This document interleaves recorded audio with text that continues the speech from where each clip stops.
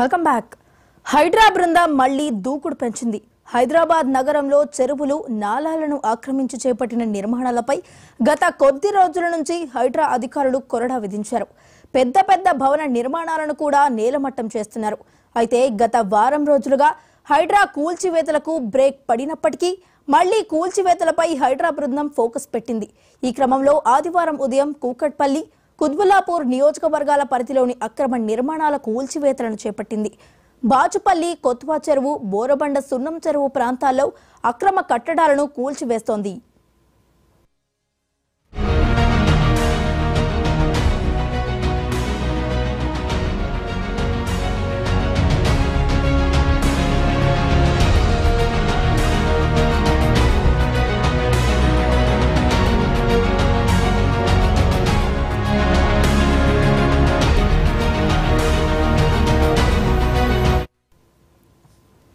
సినీ నటుడు మురళీమోహన్ కు చెందిన జయభేరి కన్స్ట్రక్షన్స్ కు హైడ్రా నోటీసులు జారీ చేసింది.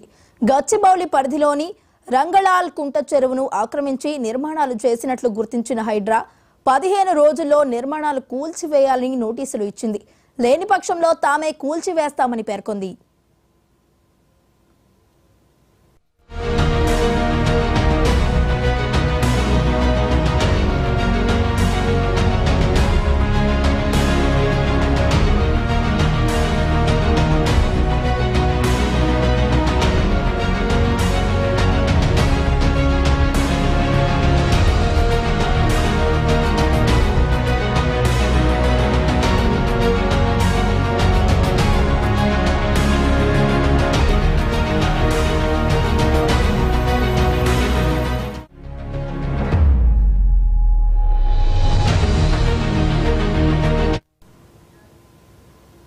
హైడ్రా నోటీసులపై నటుడు మురళీమోహన్ స్పందించారు. నేను అక్రమాలకు పాల్పడలేదు.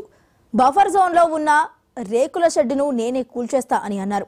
33 ఏళ్లుగా రియల్ ఎస్టేట్ రంగంలో ఉన్నానని మురళీమోహన్ తెలిపారు. మరి ఇదే అంశానికి సంబంధించి మరింత సమాచారం మా ప్రతినిధి సందీప్ లైవ్ లో అందించడానికి సిద్ధంగా ఉన్నారు. సందీప్, చెప్పండి.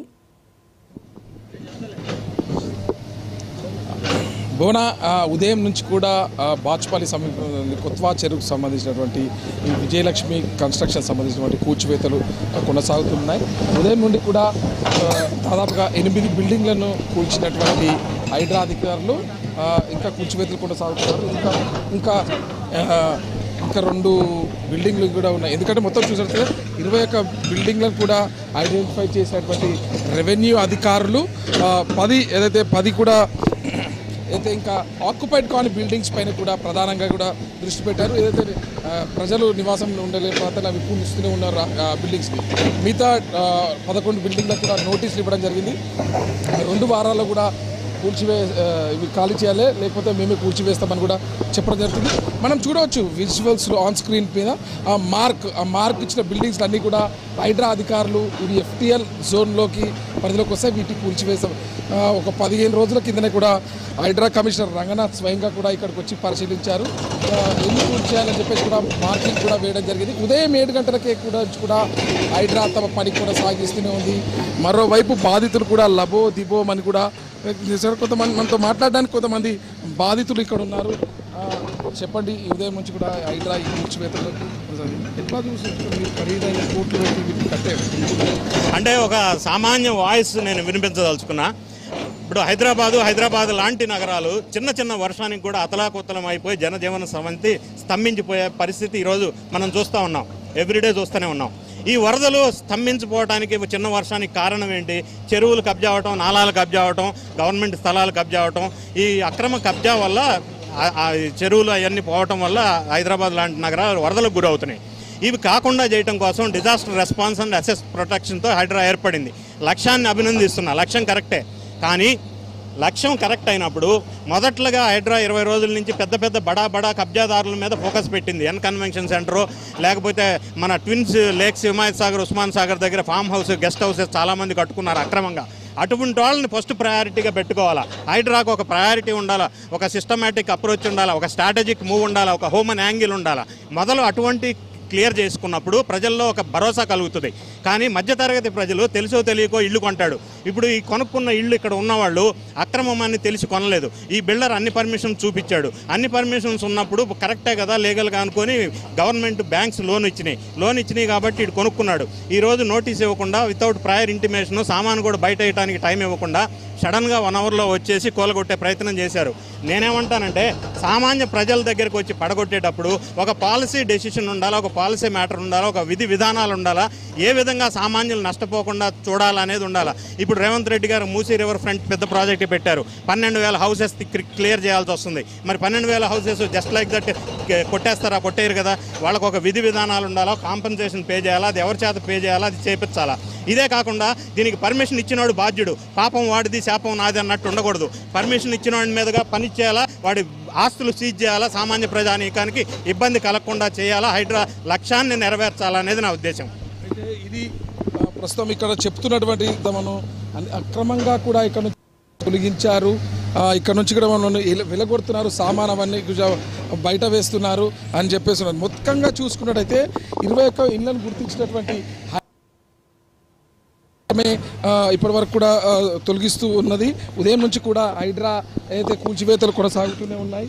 అయితే ముఖ్యంగా దీనికి సంబంధించి ఒక్కో విల్లాకు సంబంధించి 1.5-2 కోట్ల ఖరీదైన విల్లాలను కూడా ఇక్కడ ప్రజలు కొనుగోలు చేశారు.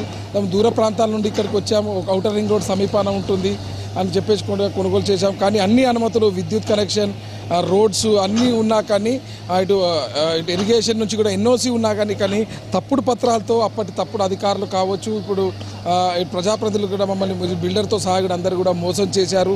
ఇప్పుడు మా పరిస్థితి ఏంది? ప్రభుత్వం అకారణంగా మమ్మల్ని ఇక్కడ నుంచి ఖాళీ చేయిస్తే ఎక్కడికి వెళ్ళాలి?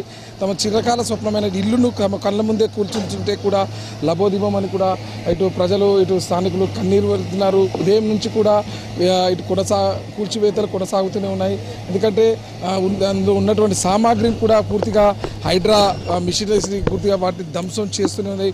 పూర్తిగా ఎవరు అడ్డుకునేది వీలు లేకుండా కూడా ఇటు పోలీస్ బలగాలతో కూడా వాటిని కూల్చివేస్తున్నారు. ఉదయం నుంచి కూడా జోరు వాన సైతం లెక్కన చేయకుండా కూడా హైడ్రా అధికారులు తమ పనికి కానిస్తూనే ఉన్నారు. మిషనరీస్తో కూడా కూల్చివేస్తున్నారు. ఇటు వర్షపు నీళ్ళు కూడా ఇటు ప్రజలు లబోదిబోం అని కూడా ఒత్తుకుంటున్నారు. ఎందుకంటే తమకు ఎలాంటి సమాచారం, ముందస్తు సమాచారం లేకుండా FTL బఫర్ జోన్ అని చెప్పేసి మా ఇళ్ళకి మార్కింగ్ వేసేసి కూడా ఇళ్ళు తొలగిస్తున్నారు. ఇటు నివాసం ఉంటున్న ఇళ్ళకి సంబంధించి మాత్రం 2 వారాల సమయం కూడా ఇటు రెవెన్యూ అధికారులు వారికి సమయం ఇచ్చారని కూడా చెప్పారు. 2 వారాలకు కూడా వాటిని తొలగించకపోతే వాటిని ఈ 2 వారాల్లో తాము ఎక్కడికి వెళ్ళాలి, తమ కడుపు చేత పట్టుకొని ఇక్కడికి వచ్చి బ్యాంక్ లోన్ సహాయంతో కూడా వీటిని తీసుకున్నాం. ఇప్పుడు వీటిని కట్టకపోతే బ్యాంక్ నుంచి తమకు అధికారులు కూడా మాకు బ్యాంక్ నోటీసులు ఇస్తారు. కానీ ఇవి తమకు ఇబ్బందికరంగా మారుతుంది. ఎందుకంటే విద్యుత్ కనెక్షన్, రోడ్డు, అన్ని ఫెసిలిటీస్, ప్రభుత్వానికి సంబంధించిన అన్ని సదుపాయాలు కూడా ఈ విల్లాస్లో ఉన్నాయి.